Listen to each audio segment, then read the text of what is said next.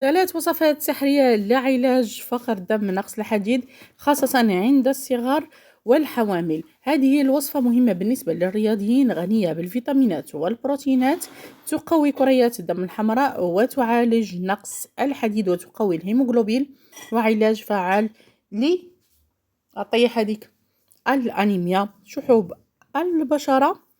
وفي نفس الوقت النتيجة ستظهر بعد اتباعك لهذه الوصفة 3 أيام فقط. سيزيد مخزون الكريات الحمراء، ستتخلصين من إصفرار الوجه، الدوخة، وفي نفس الوقت ستتخلصين من مشكل التعب، الإرهاق وشحوب البشرة.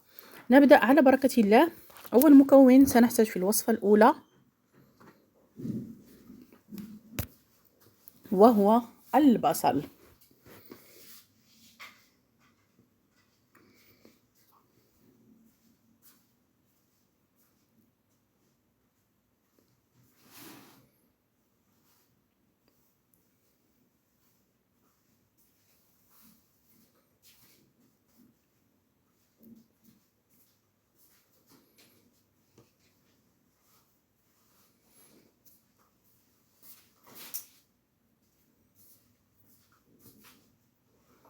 بعد ذلك سنحتاج إلى حبة من الطماطم التي ستكون بقشرتها، وفي هذه الأثناء سأتقاسم معكم علامات فقر الدم، والتي من بينها الإرهاق الشديد، الضعف، شحوب للجلد والبشرة، تسارع نبضات القلب، التعب والإجهاد بدون سبب، إضافة إلى ضيق التنفس. ولا تستهينوا بالأمر، لأن الأمر يمتد إلى الصداع والدوار والدوخة ويؤدي إلى أمراض أخرى، دون نسيان برودة اليدين والقدمين.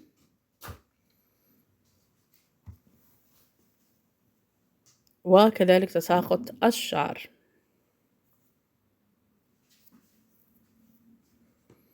سأضع هنا المكونات. بعد ذلك أمر إلى حبة البصل، والتي يجب أن أقطعها بشكل رقيق جدا.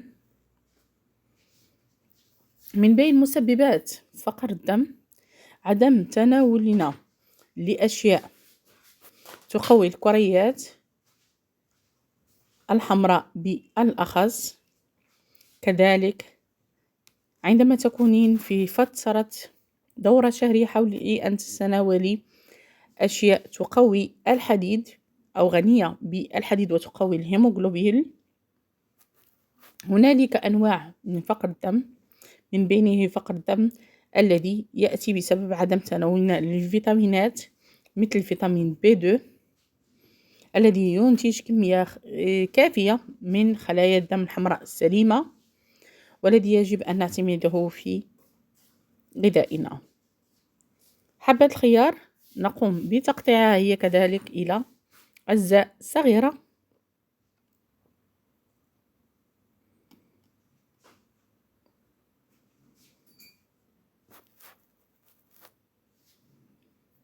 أضيف المكونات إلى بعض. بعد ذلك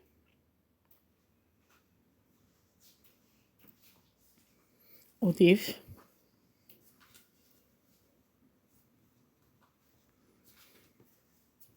العدس المسلوق. هنا استعملت ربع أو 250 جرام.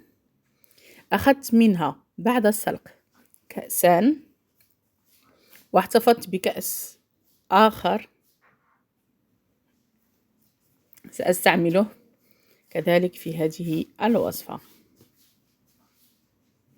أو في الوصفة الثانية.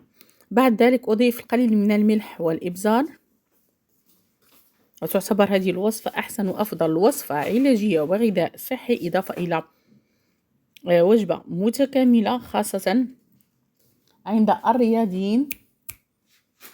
هنا أقوم ببشر حبة من الثوم الأخضر الذي يقضي على مشكل الخلايا السرطانية، ودائما أنصحكم باستعماله، وكذلك يقوي المناعة ويخلصكم من التعب وينشط الجسم.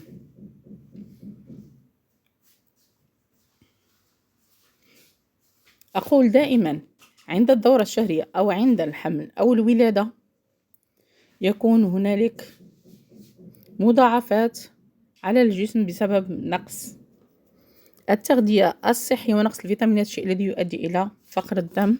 هذه من بين أهم مسببات مشكل فقر الدم.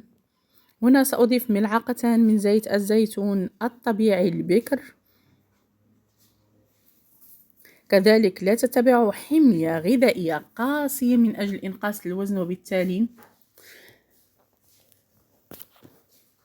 تخسرون الفيتامينات الضرورية لجسمكم، وبعد ذلك تبدأون في المعاناة مع مضاعفات فقر الدم التي من بينها مشاكل القلب، إرهاق الحاد، تساقط الشعر، شحوب في بشرة الوجه، دوخة، عدم تركيز، وكذلك تغيرات في الحالة الإدراكية لجسمكم.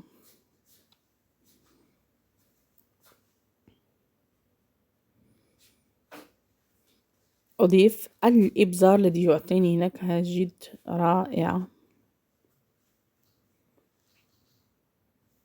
مذاق لذيذ لسلطة اليوم. وأمر إلى الوصفة الثانية وكذلك الوصفة الثالثة. تحريك وخلط جيدا قبل عملية التقديم. ممكن إضافة خل تفاح إن كنتم تعانون من الوزن الزائد.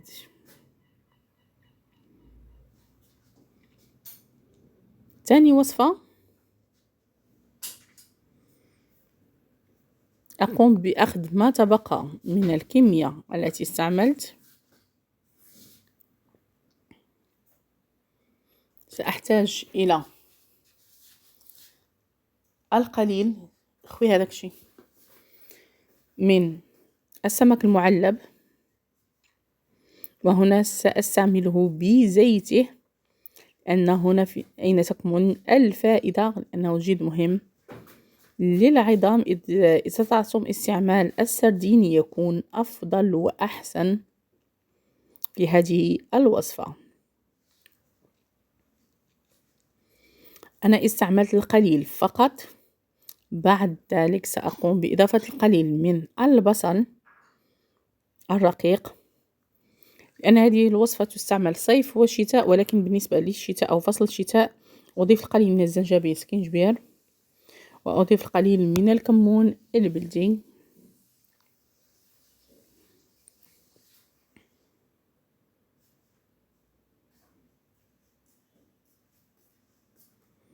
قليل من الملح، والقليل من الإبزار.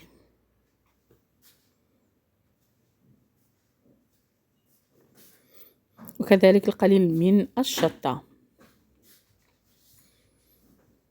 وربع خيارة فقط هي الكمية التي سأستعمل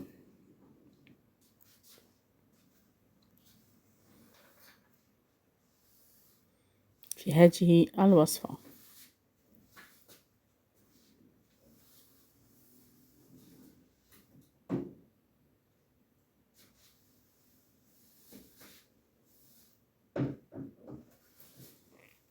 هنا إذا كنتم تعانون من مشكل زيادة الوزن فننصحكم بإضافة الكثير من الخضر مثل الفلفل، الخيار. أما إذا كنتم ممن يبحثون عن البروتينات الطبيعية لبناء العضلات ننصحكم بالتقليل من الخضر وإضافة البروتينات أكثر. أضيف القليل من الكزبر الكارم المطحون جيدا، وكذلك الكمون البلدي. شرى زيلي هاد الميكات ديال الكوزينة شرى. بعد ذلك سأضيف ملعقة أو عصير الحامض أو القارص. هنا سأخذ الماء الذي قمت بتصفيته، وهذه الوصفة أروع وألذ، وممكن استعمالها حتى للرضع ابتداء من 6 أشهر، لكن مع عدم استعمال الزنجبيل والاكتفاء بالكمون البلدي. أما إذا كنتم بالغين فننصحكم باستعمال ربع ملعقة من الزنجبيل أو سكينجبير. وبعد ذلك أضيف باقي المكونات، لكن بالنسبة للرضع نزيل لهم الزنجبيل ونضيف باقي المكونات، نقلل من البهارات، نقوم بوضعها أو تصفية الخليط جيدا بعد الخلط، وضعه في ببرونة أو رضاعة، ونعطي لهم يعني كله فوائد ويساعدهم على تربية عظامهم. أما بالنسبة للكبار